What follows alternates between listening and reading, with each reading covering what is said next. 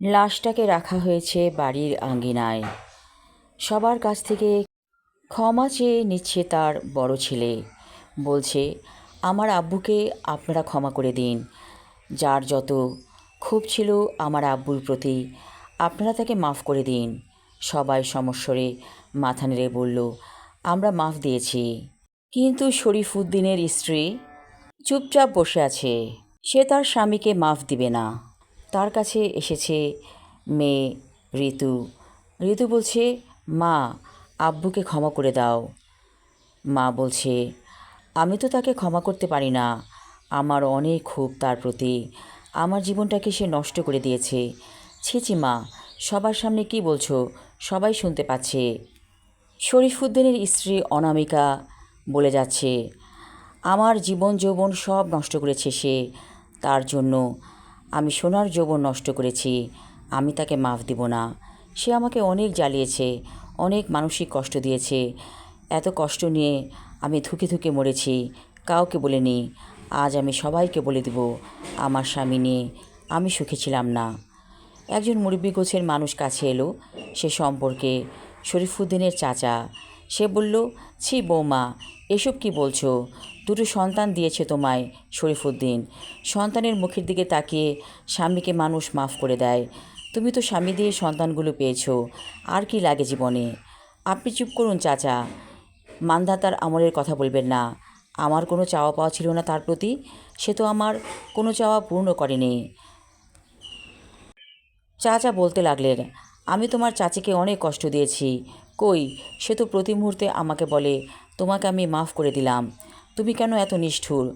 তোমার স্বামী আর কোনো দিন আসবে তোমাকে জ্বালাতে, তখন দেখবে তোমার শূন্য ঘরে কেমন করে তুমি থাকো।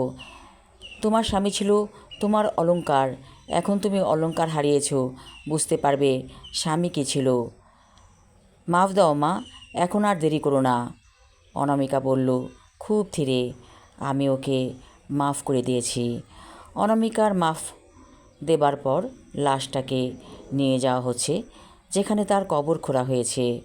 অনামিকা চুপচাপ বসে আছে, এক বিন্দু চোখের পানি পড়ছে না তার চোখ থেকে। হঠাৎ করে একটি ছোট বাচ্চা এসে বলল, তুমি এত নিষ্ঠুর কেন?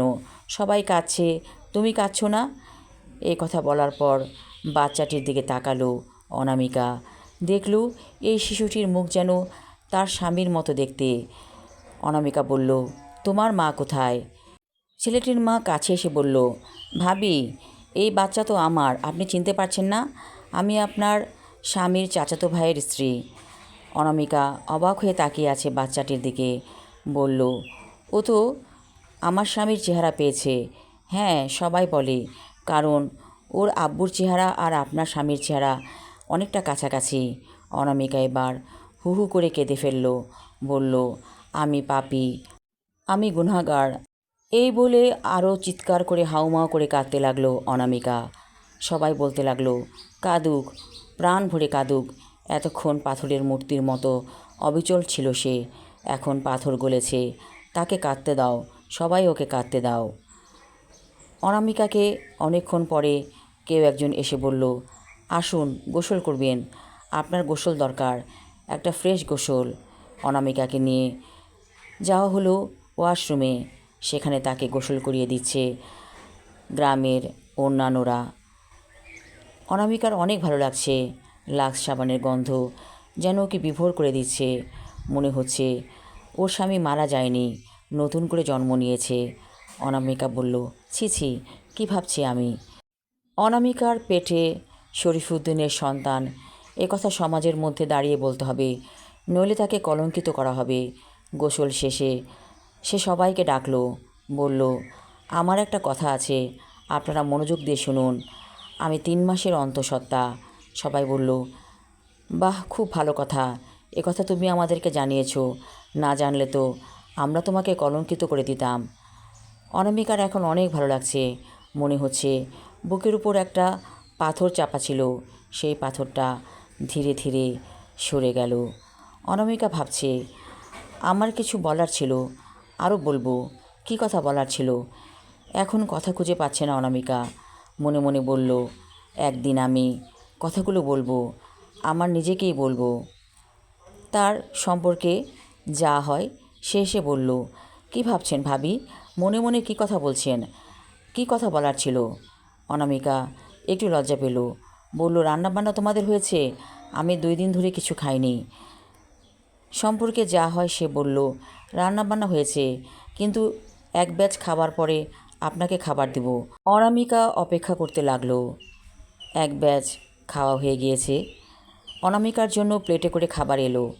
গরুর মাংস, মাসকলাইর ডাল, যা ছিল শরীফুদ্দিনের প্রিয় খাবার। অনামিকা আজকে খাবে, শরীফুদ্দিনের প্রিয় খাবার খাবে। তার স্বামী চলে গেছে, কিন্তু তাকে রেখে গেছে তার 2 প্রতিনিধি। একটি অনাগত সন্তানও আছে তার গর্ভে। অনামিকা মনে মনে বলল, আমি সুখী, ক্ষমা করে দিয়েছি আমার স্বামীকে। আমি আমার লেখা ছোট গল্প আমার কিছু বলার ছিল পর্ব 1 পড়লাম। পরবর্তী অংশ থাকবে আগামী পর্বে। ধন্যবাদ।